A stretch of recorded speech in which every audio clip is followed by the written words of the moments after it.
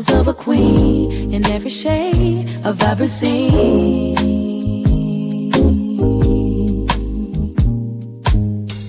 Sharing laughter, we hidden tears, building bonds to throughout the years.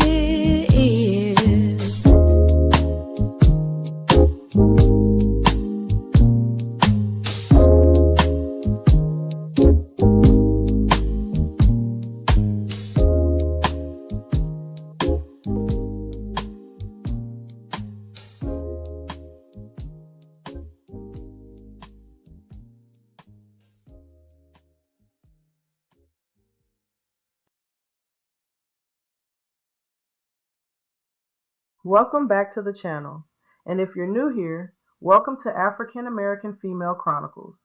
This is the space where our history, our humor, and our real-life experiences come together. Here, we tell stories from our perspective, the raw, the messy, the funny, and the healing. Because history isn't just what happened 100 years ago. It's the everyday moments that shape us, break us, teach us, and remind us that we are not alone. Every story I share is based in truth, but to protect people's privacy and dignity, some details may be lightly shifted. Today's story is funny, chaotic, and full of lessons. Now listen. Now back in the day, I owned a 1995-ish Geo Prism. If you don't know, Google it. If you do know, please don't judge me. It was purple. Yes, purple. And I named it the car formerly known as Prince. That little car rattled, but it had a good heart, a real performer. Back then, I had 2 jobs, both downtown, and parking down there will take half your check before taxes even get a chance.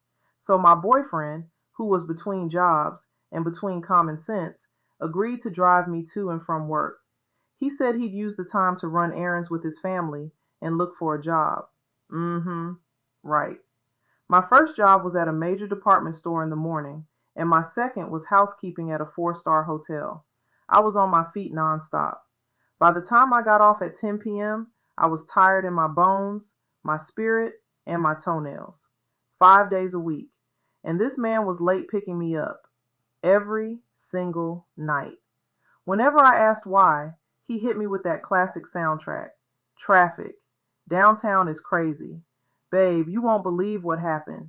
Yada yada. Sir, the only thing crazy downtown was me, standing outside waiting for you with a blister forming and an attitude warming up. I was frustrated, irritated, and visibly over it. But I was exhausted, so I let it slide.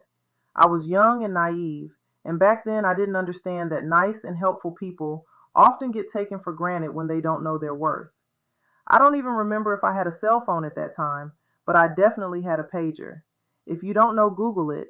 If you do know, please don't judge me. One night, I suddenly get a call from his sister. Hey, he can't pick you up tonight. He's in the hospital.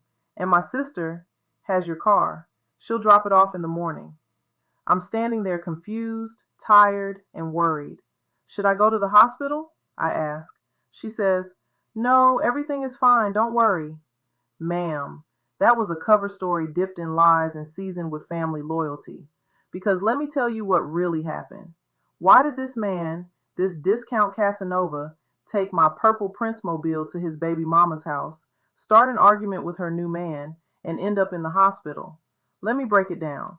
He was supposed to be job hunting, but instead, he decided to conduct after-hours community service with his baby mama. He thought he was the prize. He thought he was putting in work, but he F around and found out her new dude had a better resume, stronger references, and a faster right hook. And this whole thing could have gone to his grave if he didn't involve his entire family in a cover-up that collapsed instantly. Everybody had a different story.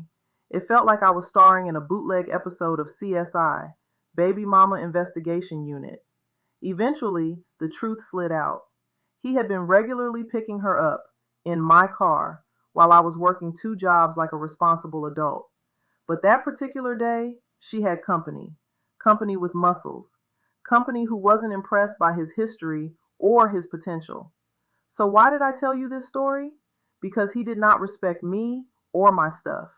I was the safe one, not the desirable one. I was the stability, not the fantasy. And I didn't understand that yet. As an older auntie, here's the wisdom. 1. Love yourself more than you love someone else. 2. Find a partner who is equally yoked, not broke, not wandering, not borrowing your gas to live out his drama. 3. In retrospect, if he was going to do all that foolishness, he should have had his own car to do it in, not be visible all around town in mine like an extra in a low-budget relationship documentary. Moral of the story? Don't let a broke ninja borrow your car, because he might try to use it to reconnect with one of his baby mamas and end up in the hospital with your keys still in his pocket. Leave in the comments section. Have you had baby mama stories you want to share? And what did you learn?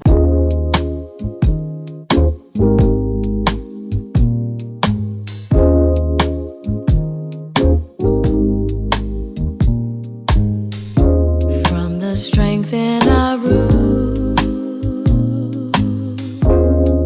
oh yeah, to the stories untold,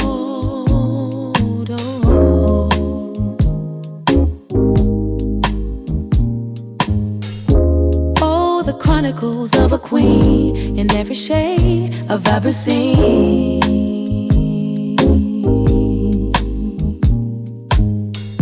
Sharing laughter, weird and tears, building bonds to throughout the years.